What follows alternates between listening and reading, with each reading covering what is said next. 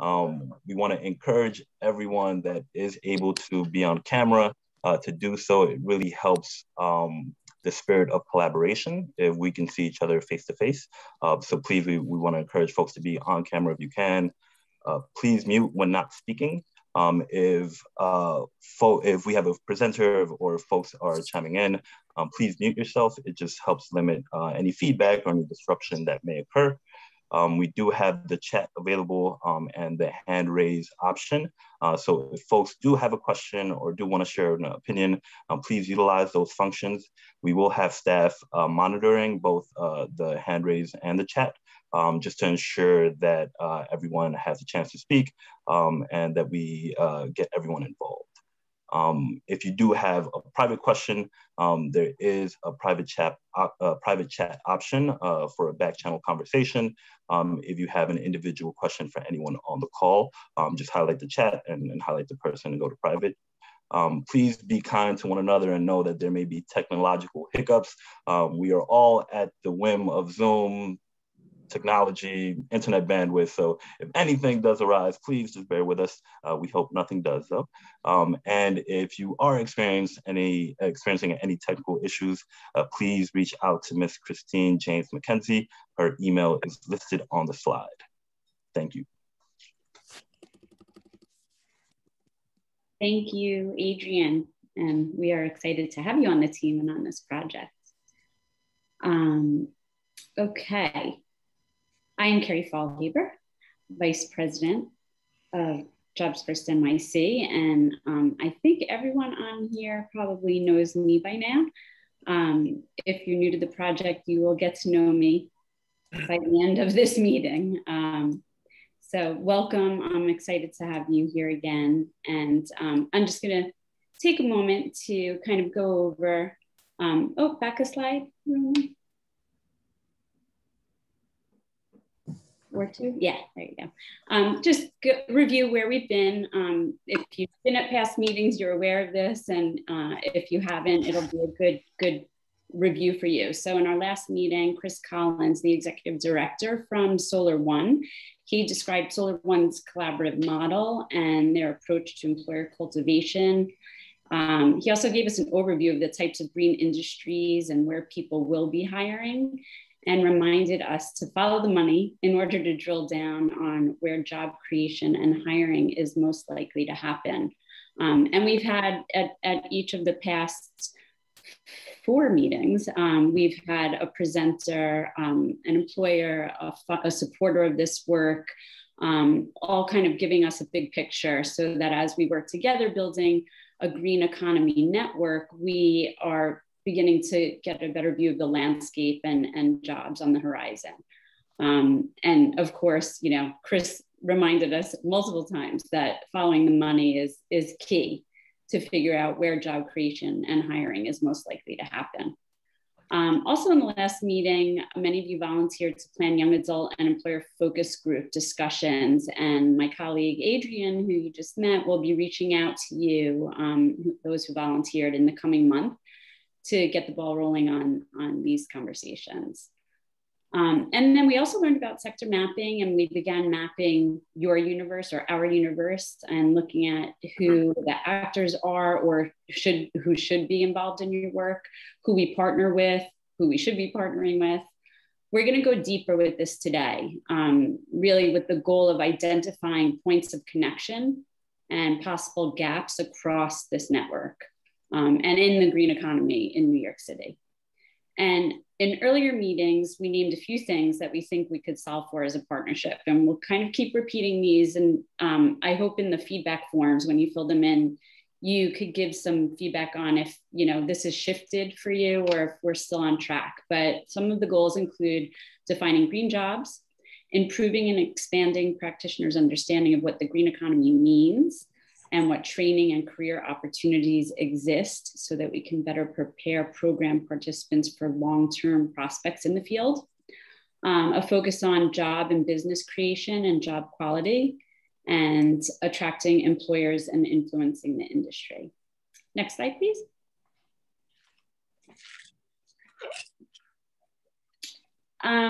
I'm not going to go too much into the agenda. You can see it here. You can see it on the participant agenda that was shared in the chat. But we're going to do a quick group icebreaker, not the full room introductions like we did last time, noting feedback that it takes too long.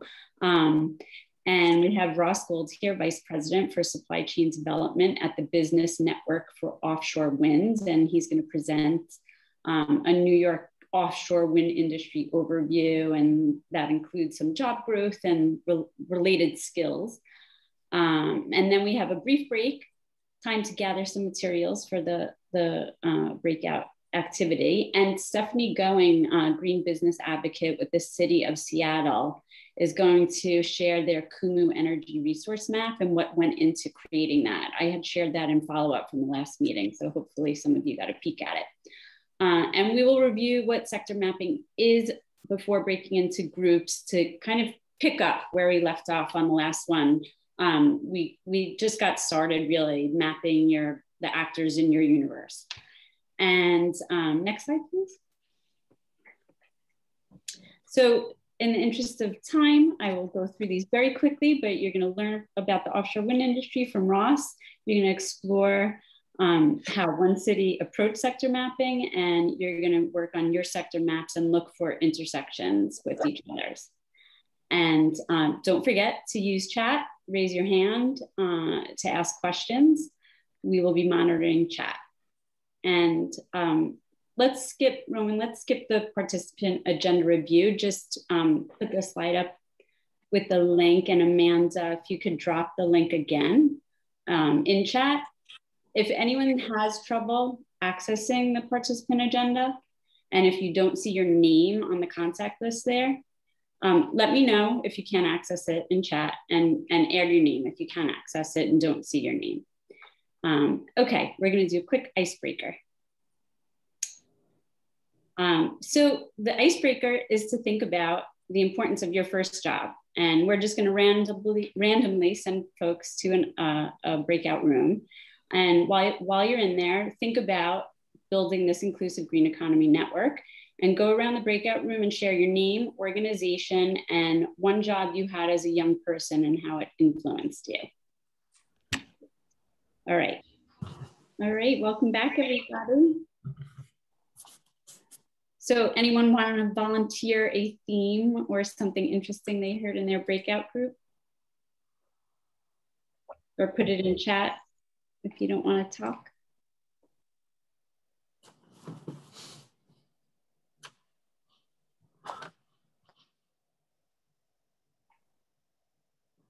Our group did a good job of connecting to sustainability and equity from early on in their careers. That's great. All right, we're on topic then. Right. All right, I think folks are still warming up and waking up this morning, and why don't we take the opportunity to, I'm going to introduce Eric. Eric from Nontraditional Employment for Women is going to come on up and introduce our first speaker. And a fun little tidbit, Eric, I found out about you when I Googled your name last night, is that you ran a marathon in 2 hours and 59 minutes. So if anyone marathons.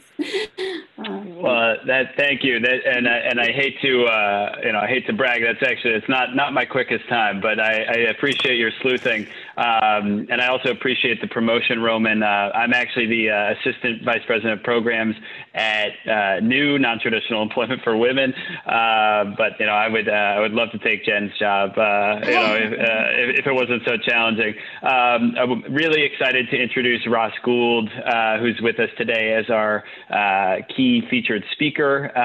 Ross is a VP for Supply Chain at the Business Network for Offshore Wind. And, I'm excited about the wind industry, but I'm particularly excited that Ross is here to speak with us because he's got this really big foundation in workforce development.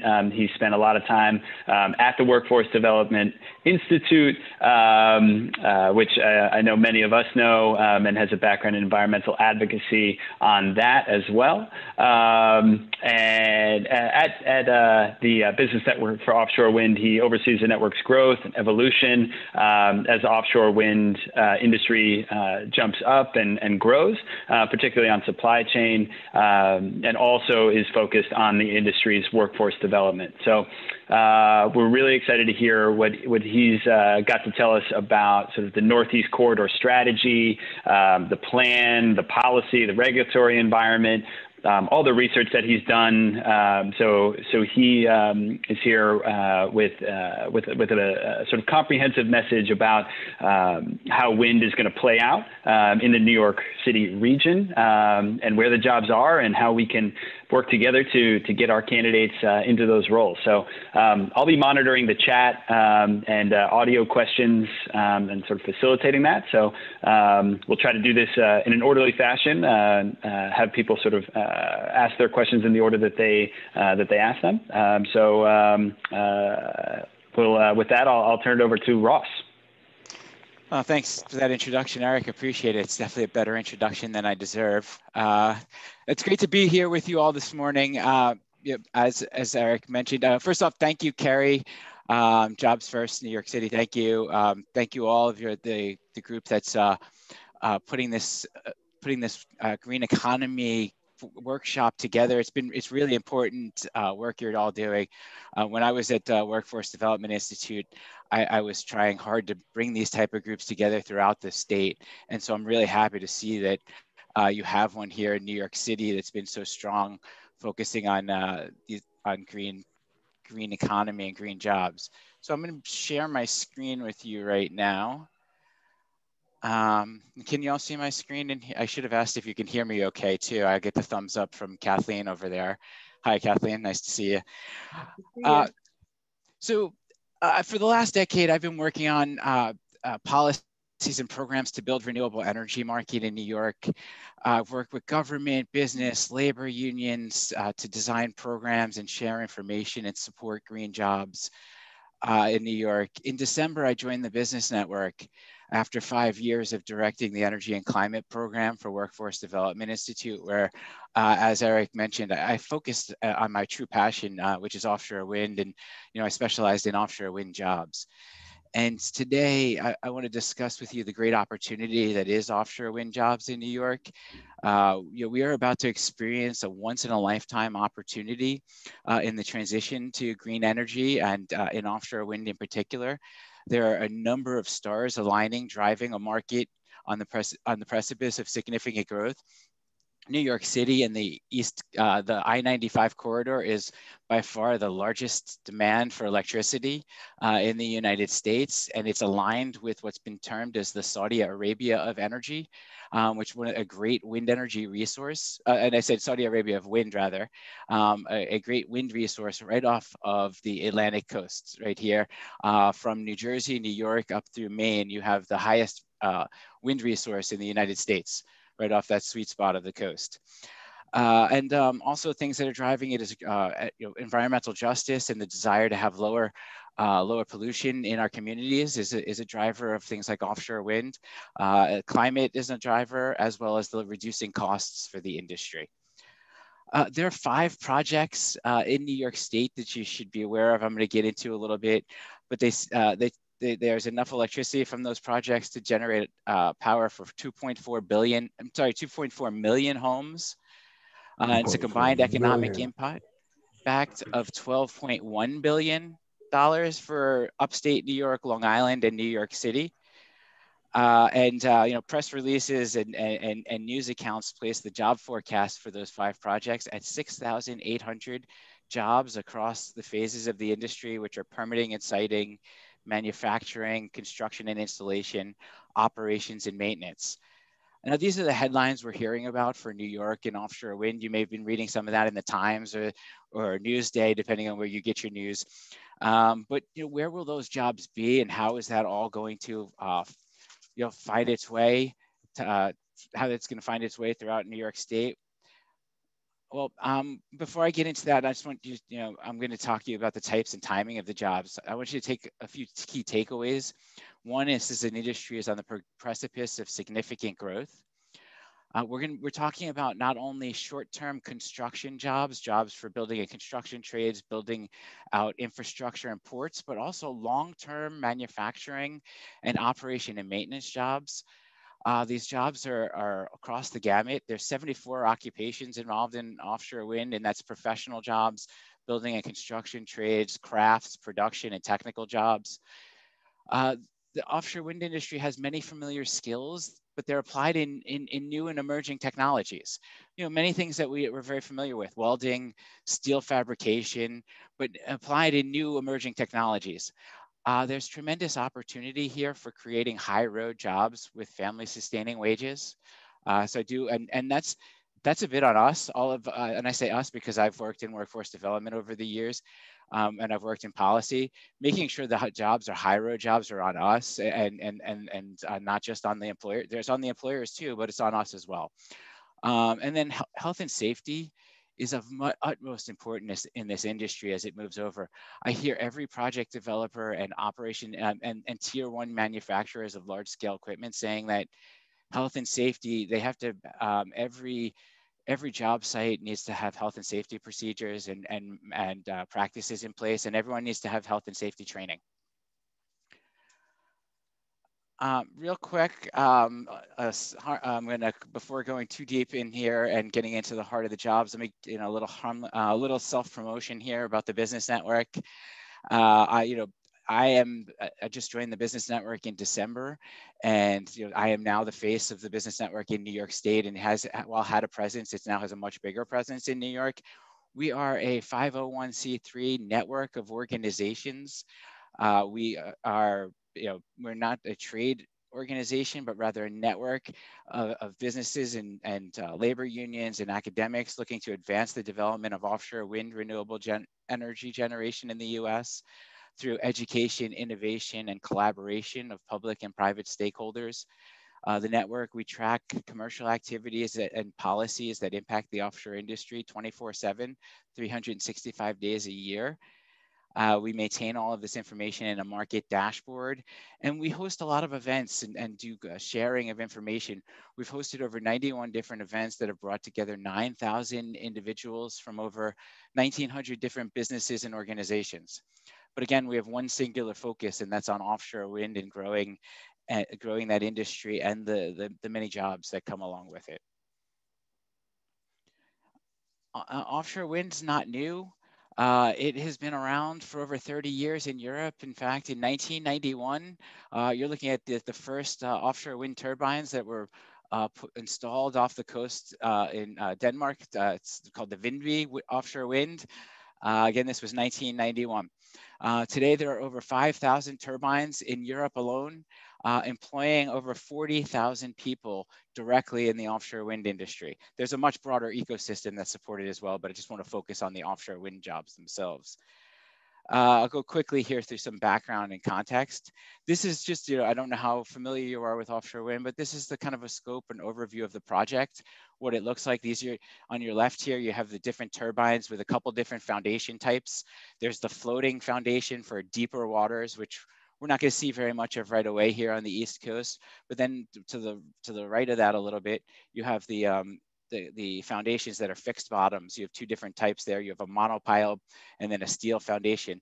And then the turbines are connected with cables to a substation, an offshore substation. Those cables are then collected at the offshore substation at point 4 in the middle over here, and then are brought over onshore to an onshore substation. So that's your general look.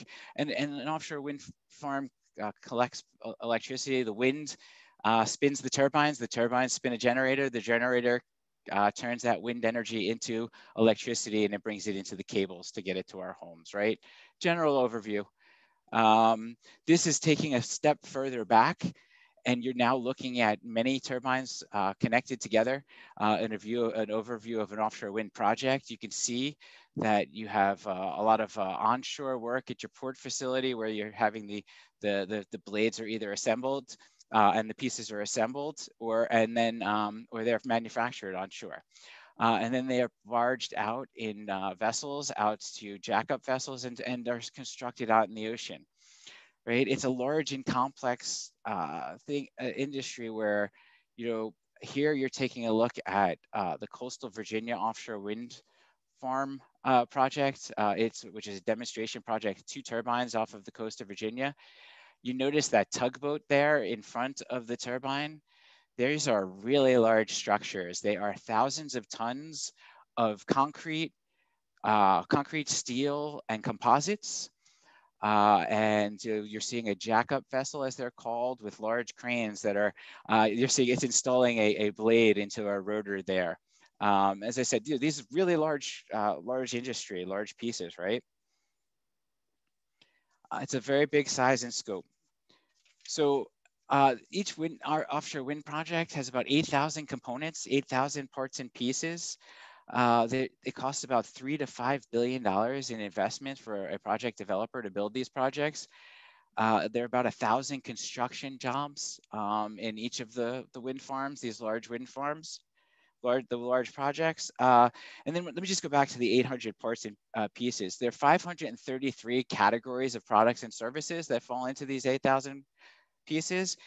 It's steel, concrete, composites, large steel plates that get rolled, secondary steel, ladders and decks and cabinets, J-tubing, things of that nature. You have paint and coating, sensors, electronics, computers, and cables all make up pieces of an offshore wind turbine.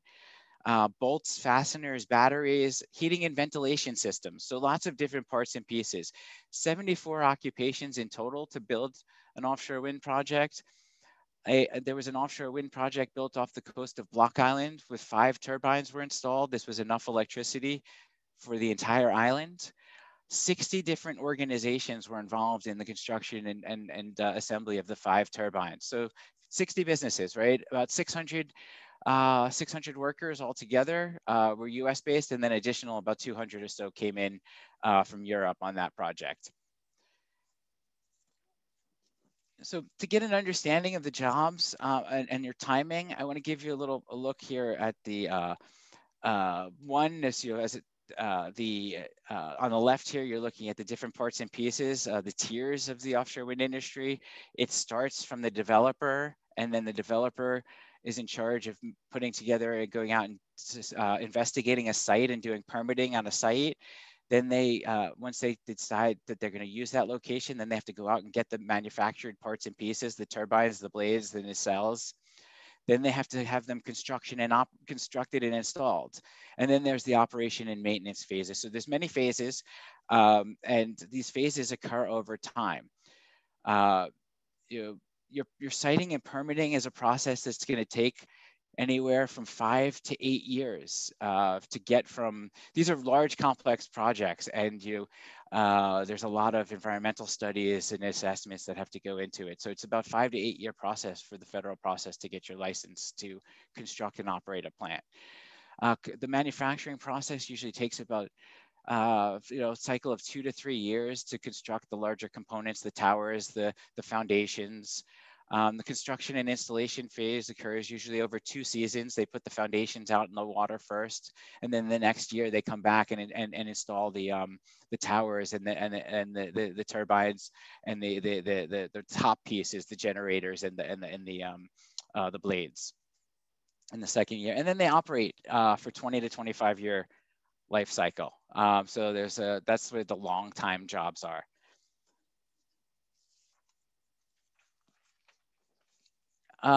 Actually, I want to just go back and when I didn't really, I'll give you a quick little touch upon some of the jobs in each of the phases real quick, just high level here, and then I'll get into New York where we are specifically. So siting and permitting, you have your professional level jobs, right? Your engineers, your scientists. Think about who's involved in siting and permitting a retail construction project or a commercial business or a hospital. All those same types of siting and permitting occurs, your professionals, your engineers, your scientists that have to do all the permitting and scientific work. But then it moves on to manufacturing. And this is when you bring in engineers to do the design of the projects. And then you bring in your production techs, your assembly, your construction, people that are fabricating steel and secondary pieces. And then when you move into construction and installation, this brings in not only do you still have professional jobs, but also your engineers, but you also have the building and construction trades, your crafts, your technical workforce comes in here at the construction and installation component. And also vessel operators, right? This is a marine industry, so you have tons of crew for vessels and boat crew. And then in your operation and maintenance, you have, this is where you have marine coordination, logistics, as well as vessel operators. But then you have technicians and people that have mechanical and engineering skills and electrical skills to fix the turbines and to oil and grease the turbines so that they continue operating over their 20 to 25 year life cycle. And I'm not going to get into decommissioning. That's the taking it apart. I don't really want to think about taking them apart and breaking them down because we've barely started to build them. But yeah, eventually they get broken down and taken apart. I don't see a chat here, so I don't see if there's any questions that have popped up yet. So if there's any questions you want me to address, just feel free to pop in, Eric or Carrie. Yeah, I definitely, folks, if you have questions, feel free to chat those. And okay, we got one here from Jen Mitchell of the HOPE program. So, basically setting the context that this is sort of the leading edge of what the green economy may look like. What would you say are sort of the most important skills or certifications that we should be looking at for our participants? You mentioned welding, other construction skills. What else do you see as sort of the key skills? Yeah, gotcha. Well, those are absolutely some key skills, and I'm going to get into it a little bit more as I go through the summary of what's happening in New York. But painting and coating. So these, let me see if I go back to a picture here. Right, when you're looking at this here, it's a structure that's out in the marine environment, and this white is not how it comes out of the facility. That's actual paint on top of it, which is a specialized paint that protects it from the elements. So techniques for learning how to use specialized types of painting and coating in order to do marine protection is an area. Welding, of course, is extremely important. The American Welding Society welding certifications are very important, as are your technician skills and your trades and craft skills. So electricians, mechanics, hydraulics, people that understand hydraulics and lifts, right? Those are skill sets that are important as we're talking about these facilities. But so for New York has 5 specific projects so far that have been named, and New York has a target of 9,000 megawatts of offshore wind by 2035, which would be enough for 6 million homes. And according to NYSERDA, they believe that would be about 10,000 jobs if NYSERDA is capable of meeting that 9,000 megawatt goal. New York currently has 5 projects that are under contract. One here, and these projects are doing staging and construction work at facilities throughout New York State. Albany and the Capital Region is doing construction on towers and foundations. The South Brooklyn Marine Terminal is doing some operations and maintenance, as well as some staging and big construction where all the parts and pieces are going to be brought together to the South Brooklyn Marine Terminal, and they're going to be assembled there and brought out to the ocean. And then out in Port Jefferson, you have also an operation and maintenance center that is going to be housing about 60 to 80 individuals who are dealing with they will go out from the Port Jefferson Harbor and go out to the wind energy areas, and they will do regular repair work and maintenance, routine maintenance, as well as when the turbines aren't operating as they're supposed to, and they'll go out there and do the oiling and greasing and check out the mechanics. But as a skill set that these technicians need is these are complex, brand new, highly technical pieces of machinery. They have computer systems inside each one of them. A technician that does repair and maintenance work also needs to have computer skills and needs to be able to troubleshoot and log on to computers to find out answers to questions. So they're not just someone who needs to have skills, crafts, but they also need technical computer skills as well.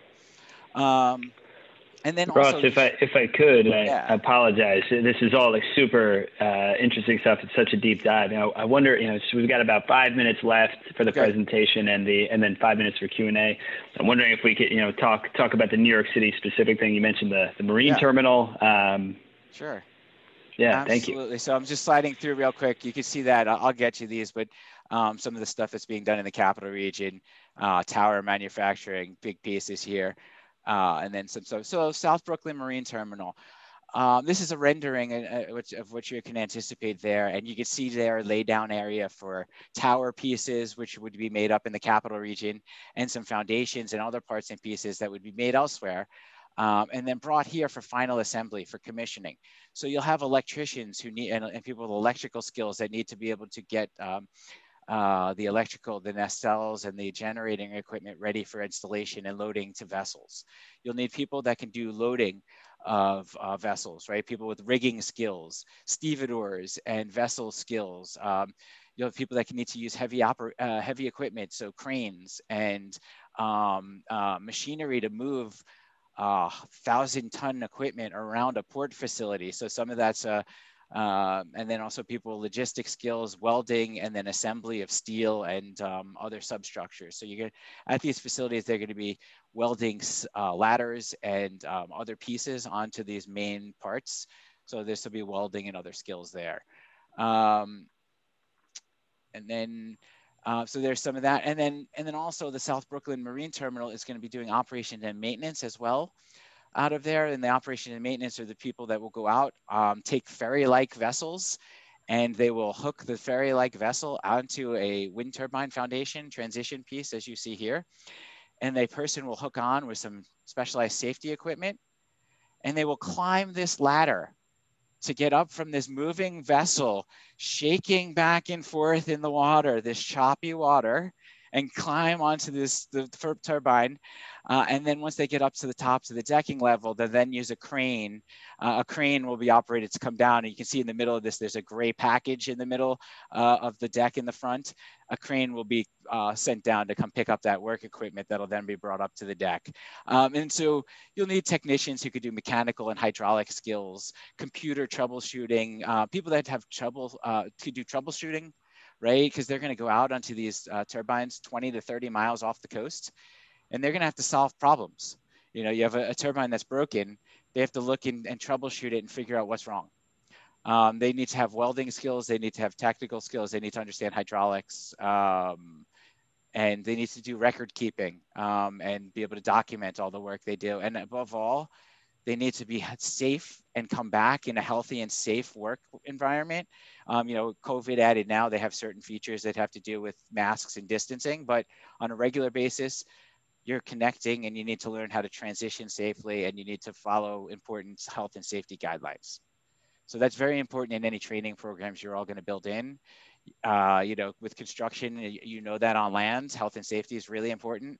But when you're doing it in the open water environment, kick it up a 10-fold notch when you're talking health and safety, right? Because people, you don't have the ability to get someone into an ambulance as quickly to a safety site. So people out there need to know how to do some more safety and basic first aid. So that's an overview of the type of jobs. I'm happy to answer questions. Sorry I went on long. I love talking about offshore wind, so I could just babble and babble for hours, as some of you who may know me from other contacts. So thank you. Don't be sorry. I think everyone's loving hearing about it.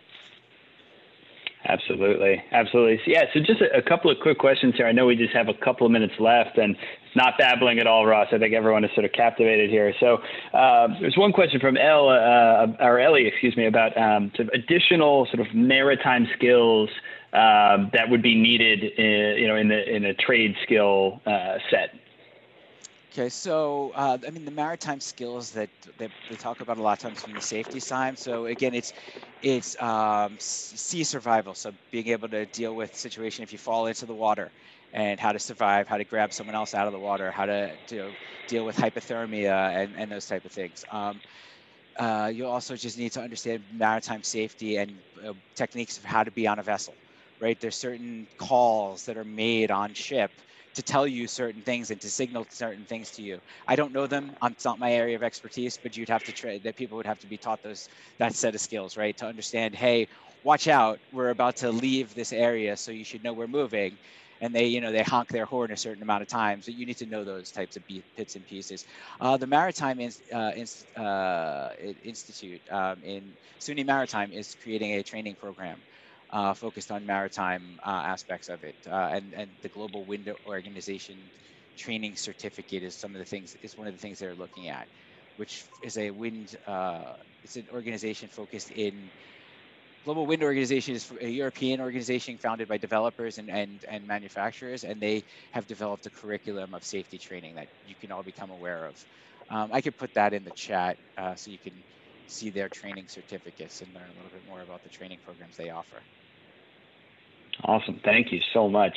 So I know we're about to go to a 2-minute break. So I think maybe one more question, and then folks can put the remainder of their questions in the chat. We can kind of share those later. I saw in sequence there's a question here about the Atlantic Terminal's offshore wind assembly in Staten Island. I don't know if you could comment about that.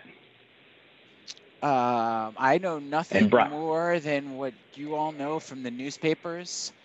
Okay. So I mean, what I can say about it is a great opportunity for a port and location on Staten Island, which would do similar functions and more than the South Brooklyn Marine Terminal. It requires a brand new space to be built for it, so it's a longer lead time.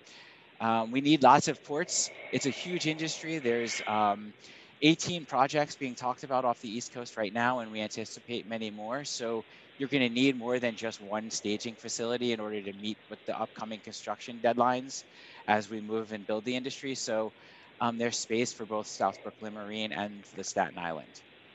We may be kicking things out of other states, which I'm fine with. I say that as you're my friends from New York. We may be harming some other states there, but that's okay. I'll deal with that when I'm talking to people in Massachusetts. Little friendly rivalry. Ross, I cannot thank you enough on behalf of the Green Economy Network. I mean, this is such rich information, so dense. I think, so many questions, I think, to be continued. I think we're about to go to a 2-minute break, but wanted to see, if these slides you felt were shareable with the group after the fact. Now that I've, finished them down to the wire and I was able to read them once through, they look like we can share them, sure. Okay, great.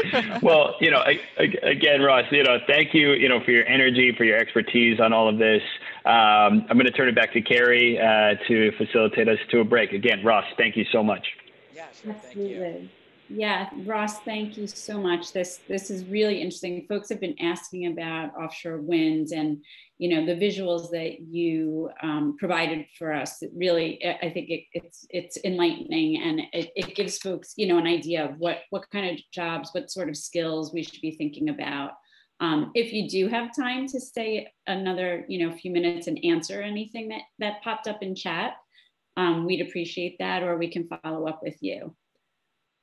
So we had a 2-minute break slated. We don't really have too much time, but if you want to run, get a cup of water or something like that, and also grab a few sheets of paper, pencil, pen, and come back with a collaborative spirit. We have Stephanie going from Seattle, who is going to share their Kumu map that I had shared after the last meeting, and talk about what it looks like to map the energy sector in Seattle and how they're using that. So why don't we meet back here at 10:50?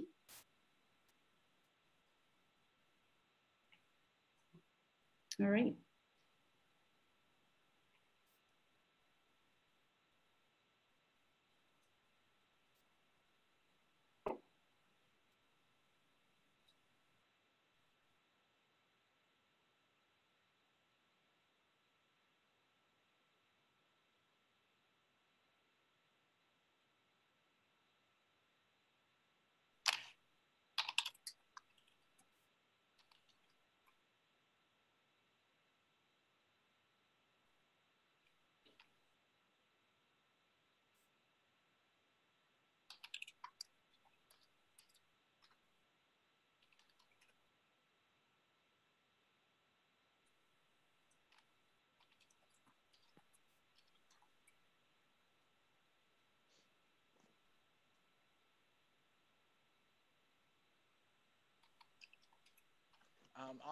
While people are taking a break, if they're in listening site, I'm looking at some of these questions, and a question I saw related to, was it in addition to the technical skills needed, an appetite for heights? Yes, that's a good thing to mention. Yes, you need an appetite for heights and a non-office environment for some of these positions. Do you need a license to get back and forth from the work sites? Well, the vessel operators need a license to get back and forth from the work sites. I don't believe to be an offshore wind technician that you would be required to have a driver's license, because you're not driving anywhere. You're going from a vessel point, dock out to the ocean. So you'll have a vessel captain taking you out to the position. Just chiming in on that real quick. I imagine that, you know, some of the sort of launch points, some of the piers, and I'm probably messing up the terms, are not necessarily accessible by public transit. So maybe there's sort of a need to be able to get to the launch point. I'm not sure. Well, that was loud. I don't know if that was loud for you too. Sorry. So there is a need to get to the port locations. I'm not sure. I don't have a good oversight of the South Brooklyn Marine Terminal, and what the public transportation is in that area, and where the subway system starts and ends, and the buses start and end. But the Port Jefferson facility is that I talked about is not too far from the Long Island Railroad hub in Port Jefferson. And Stony Brook area. Yes, there's some last minute way. There may be some delay, but I think most of the certifications and licensing are not going to be driver's license related. Yes, you'll have to get to the job site, but that's with most, I guess, work locations. That's the same similar situation. So I don't want to say it's any different, but you don't need them. Other certifications, if you're going to get out on a wind turbine, they do want you to have a safety certification. It's likely to be the Global Wind Organization training that you're going to need, but at least some kind of training. The trades themselves, the unions do have safety trainings that are being looked at for use in this situation as well. And then I think that was it. Oh, and I saw someone mentioned training program options, NYSERDA, and the Offshore Wind Training Institute has grants out right now, $20 million grant opportunity starting soon. There's about $3 or $4 million out on the street for developing training curriculum. I can get the PON, I'll drop that into the public opportunity notice. I'll drop it into the chat for people. My friend Ensei reminded me about CUNY Kingsborough's developing a GWO program. Thank you very much. And I think you probably would rather move on with your meeting than me looking to see if there's anything else in the chat. All right, yeah, you could answer things directly in the chat. Oh, Gary, okay. I want to put a question, a comment and a question out there real quick, and it doesn't need to be answered now. Gaspar Caro, Lower East Side Employment Network. So just on the transit and mobility point, I actually was a little late to this meeting because I was in a meeting with the Department of Transportation. And this is just for everybody to remember, and it should be a part of the Green Economy Network conversation, is how vital and important micromobility is, especially on the equity and sustainability points. And the more and more we can either advocate or remember that we need non-transit options and non-vehicular options for people to get to these major job and work hubs is really crucial. And we can't forget about alternative modes of transportation on that point. And then my question for Ross, if it doesn't need to be answered now, is just about the labor supply, labor market supply for this industry. Given how many credentials and certificates, experience, qualities in a person to be comfortable, for example, to have really great inner ear is vital for people to be eligible, qualified, and able to acquire these jobs. My instinct is that there's probably a great shortage for that labor, and I'm really curious to know what the data might show on that point. Yeah, and thank you, Gaspar. Great questions, great points. And Ross, if you have time to stay on, I know you had another engagement, but if you have time to respond to that in chat, that would be great. And I am going to invite our next presenter up while you do that, Ross. And Stephanie Going from, hold on, let me just get along in my agenda here. So I'd like to introduce Stephanie Going, a green business advocate with Seattle's Office of Economic Development. And Stephanie is here to talk about a Kumu map that I shared with you all following the last meeting. And I, when she shared it with me, I was super impressed. And wanted to have Stephanie have an opportunity to show it to you. So as we go into a sector mapping activity, we can see something kind of one that's been brought to life in a very visual way. Theirs is around resources in the energy sector in Seattle. And Stephanie will describe the process of developing that and how they use it. So Stephanie, let me hand it off to you. And thanks so much for being here. Great, thank you. Oh, great. Thank you so much for the opportunity. I've been plugging around with your guys' webinars, and thank you for letting me sneak in. You know, I'm not part of the New York space, and so I've been really appreciating this collaboration that you guys have and I've been hoping to gain a lot for this particular project that I've been working on. So thank you for helping me learn myself what you guys are up to over there. So I just wanted to walk through, do you have this? Okay, great. Thank you. Stephanie Gowing, yep, Green Business Advocate at the Office of Economic Development. We're a small executive office at the City of Seattle. There's about 30 staff. I work in the clean tech space under the key industry team. There's really 3 of us, and I sit alongside our workforce team. So although we are a small group, we are mighty.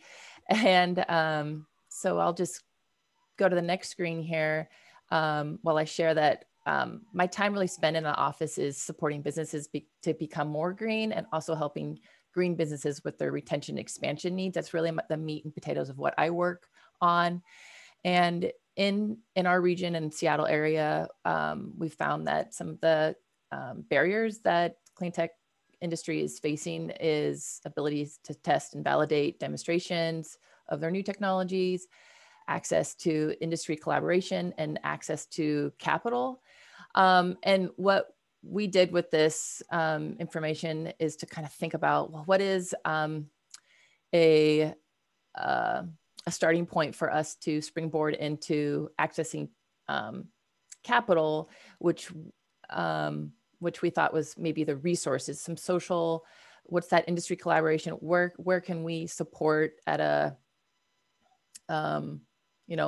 low cost program to support our clean tech sector. So next slide, please. Thank you. So, I'm just gonna give you a walkthrough of how we came to our Kumu map and hopefully I can answer some questions. This, I just want to give some context to. This is still very new, fresh. It was launched in 2019. And then I went on maternity leave and then COVID hit. So I haven't been able to really pick this up. So this is why I'm joining this group and really trying to learn from you all too on better ways to improve. So like I said, the first solution we had to those barriers and challenges that the clean energy industry was having was really to understand what assets we have in our community. And so what we did was used Kumu mapping, the software, to just, and really Kumu can leverage a Google Sheets. And what we did, our first prototype, I would say, is just dump in a bunch of our resource providers, our associations, academics, nonprofits, community-based organizations onto this spreadsheet and mapped it out with kind of a visual of what you see. This was like our first prototype. And really it was very pretty, but we still were at that point where we're still learning what's the user experience, what's the other than just having a resource list, what are we really trying to get out of this? Next slide, please. Thank you. So what we did was we convened a few of the resource providers on the spreadsheet to hear from them on what they were envisioning on this. And what we heard was that if we were to put information on this interactive systems map, that it needed to be owned by the resource providers. And then another questions that came up were, how was this to break down resource provider silos? So that was a big need for this project to be successful, is to walk through the business experience and handing off how best we can support entrepreneurs be successful in our region through the different resource providers' skill sets. And then the last one was really that we need to go shop this around and get some feedback from users that may actually go to this map and get some information. Next slide, please. Thank you. So that's what we did. We only interviewed women and minority businesses in the clean energy space, which isn't a significant amount of number here in Seattle. But we did our best to reach out and hear feedback. And this was, I could back up and also say that Kamal Patel, he's a systems designer. He was really my brain trust in this. He was the one that did a lot of the exploration with Kumu, asking questions with that free software, and really helped with this part of the project, getting out and testing businesses' experiences with this first prototype that we had. Which was really a great learning experience for me. I've never been in a user experience type testing atmosphere. Really, we were just going into businesses. It really varied on what the business did, but and just talk through, on an iPad, let them play around, get some feedback from what they were feeling, and some of that takeaways from that was, it kind of was helpful for what we called map 2. It wasn't really giving us too much feedback to improve this first map, which was just about resource providers. What we were hearing was businesses wanted to see themselves on a map like this. They wanted to tell their own story about how they were being, what they were doing in the green economy. They wanted to be able to connect with subs and primes for some different projects. And they also definitely highlighted diversity in the clean energy space, which was great to hear, and think through that for our next phase. But so next slide there. Thank you. Specific comments we heard from the feedback was, it's just a lot of information. It's just too confusing. Where do I start? We did hear from one consulting firm that don't try to recreate Google. This could be a bot. This is just a lot of information, but be careful. So that was good feedback. And then I want to have something that I can easily edit my information. So again, that ownership of their own material, their own information in that. And again, what are businesses and projects in this space? They were kind of leaning away from the resource provider list. So next slide, please. Oh, that's my little bot. This is my skill sets on PowerPoint. So next slide, please. So after that, we went back to the drawing board with some of those stakeholders and really we walked through the responses from the businesses and kind of reevaluated, how are we connected? How can we make this better experience for the business community? We heard what we need for a future map, but we're really wanting this first map to explore how best to tell the story of what resources are available to make businesses be successful in our region. So what we did was we created a survey. It's kind of a back-end survey that a person or a resource provider wants to be part of this system would fill out. Some of the questions are directly tied to the Kumu map, or others are not. And during this mapping session that we had Kamal help us with, it really helped us kind of think about what are those survey questions. And I'm not going to be able to answer all the in-depth Kumu questions.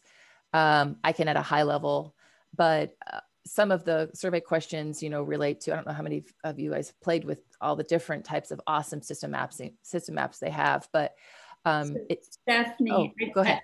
Hi, it's Carrie. I just want to pop in for a minute because we're not necessarily like working in Kumo right now. So it's really interesting and amazing. And I love like your human-centered design approach, but I wonder if you could kind of move, just so folks have time to get to their own drawing and stuff. If you could move toward how you're using it and, maybe some of the ways in which like or like the challenges you found, or like how you want to improve it. Sure. Yeah. Okay. No, that's helpful. Thank you. Okay. So maybe next slide here. I've already forgotten what I put here. This is a little bit more meaty in this picture. So this is the map this is a survey that we created. This is a Google form. And the information would directly connect to the Kumu map. And this gave the ability to have a user update their information. However, when you say, what are some of the challenges? This was a challenge because there's a little back-end coding that I needed to do. I mean, it wasn't a huge lift, but and Kamal helped put this basically a manual together, which I could probably share with you all on maybe more the nuts and bolts of how we got to where we're at with our final resource provider map. But he also created this geographical visual for where these resource providers were located, which I think was very well received when we eventually launched the program. And so let's go to the next slide. Just get to your answer about this is getting close to the end of my slides here, but getting to more of the specific challenges and where things are at now. So the great thing that this map gave us is there wasn't Kumu maps can be what they call forked. It can be shared. So it's just a hyperlink that others can put on their own website. And so we really found that as a value because as a small department and limitedly not a ton of resources, this, full disclosure, this whole project probably was under $10,000. There's no licensing. And most of that went with Kamal's help to kind of bring us together and answer some of these questions and help navigate some of that user experience. But the great thing about this map was that it could be used on other websites, right? So that was the intention. That hasn't happened yet. And I hope to do some of that focus work this year, probably in Q3, because I'm finishing up some other projects. And the reason is we introduced this at the Clean Energy Clean Tech Alliance Showcase that was in June. You can see me here. I'm about this is 2 weeks before I had my baby, hot,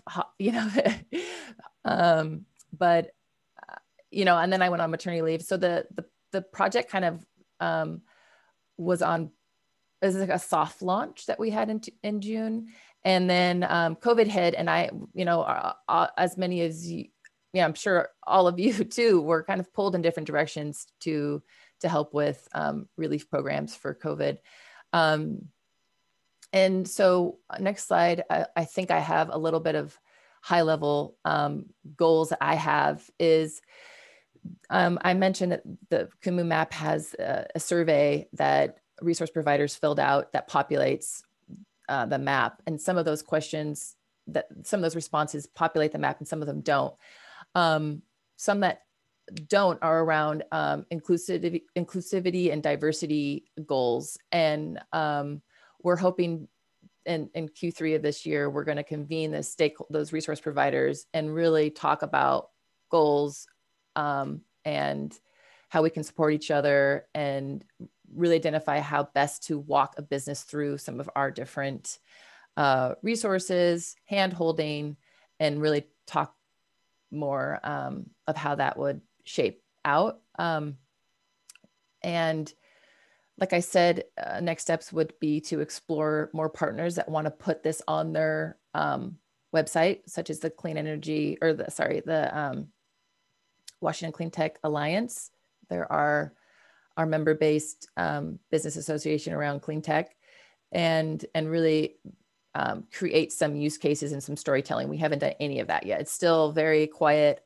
There's opportunities to like check metrics and some of the who's using this and get back into the field essentially and get user feedback and ways to improve it, to think about what we're going to do with map 2. And map 2 is, we got such good feedback from the business community on what they would love to see. And so I'm super excited about that. Just haven't gotten there, which is why I've really joined your guys' conversations, just to kind of hear about what everyone's next steps are. So I'll leave it open for more questions. Yeah. Do you want me to hop around and show the map, or? Do you have that on another slide, or you can show that on your screen? I can dump it in the chat here maybe. And yeah, that'd be great. And like I said, I shared it with folks and they probably looked at it, I imagine, over the past month. And what I was really curious about, Stephanie, and folks, if you have questions, please put them in the chat. If you have any questions for Stephanie, was more around the process of identifying like who goes in the map. Because I think we're more at that stage now where we're thinking about like who are the actors in this field. Yeah, that's a great question. We had a criteria. For the survey, on our map, let me just open it for myself so I can better answer that question. We have buckets for advocacy, training, funding, incubators, accelerators, research. So we had, the survey, and you actually had to be approved. So you would request how the process goes. Thank you for this question, because this is good for me to think through and probably map this out visually. A resource provider would ask to be on the map. They would email a separate email address that we've put up. Then I would do my own back-end review, I guess, on them at this. This is a small set. So these are good questions. I probably need to have a more thorough way of doing this. And we would just look to see if it was contributing to the gaps that are identified currently on our map. Like right now, we don't have funding is a big need in our area.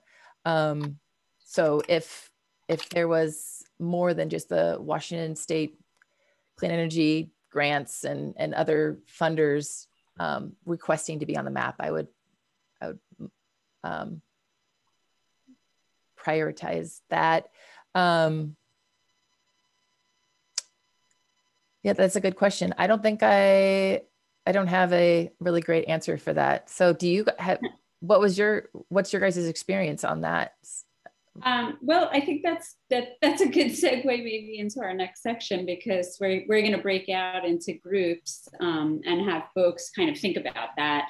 And for the breakout groups this time, I created Google Sheets because I was looking in the back end of Kumo and thinking about, if we want to eventually feed everything. So this is for everyone listening. If we want to eventually feed everything into some sort of tool, whether it's Kumu or another tool, to develop a map for the Green Economy Network in New York City, we can do that from Google Sheets. You could feed the data in there and start to get a visual of a map like that. So if folks have questions for Stephanie, put them in the chat. Stephanie, you're staying with us? Yeah, yep, okay, thank you. So Stephanie can answer them directly in chat. And also, she's been joining our group and is interested in learning about how, like she said, New York is bringing employers into our maps. And as they do that in Seattle. So Stephanie will be with us in other meetings too, I'm sure. And thank you so much, Stephanie, for putting this together. And we'll continue, I'm sure, to use you as a resource in developing our maps. Thank you, Carrie.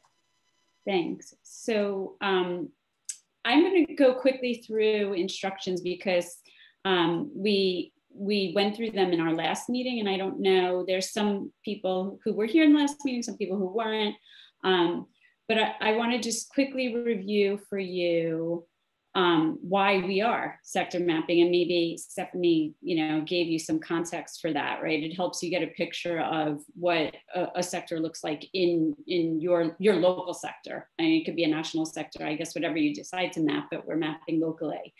So it's really just a tool for you to think about our network strategy.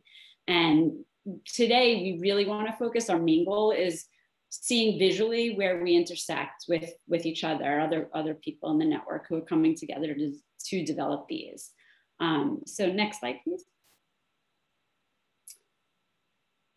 So I'm going to pull up the visuals. We made these last time, and if you didn't, we'll have a few minutes in each breakout to do so.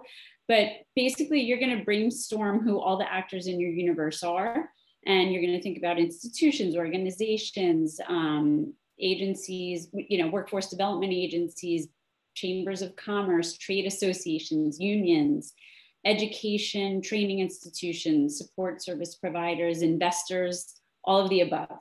And you're going to make a list of those people who fall, or agencies that fall into those categories.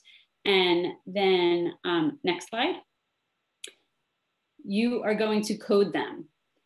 So you see on here, there's these VIs and S's, VIM.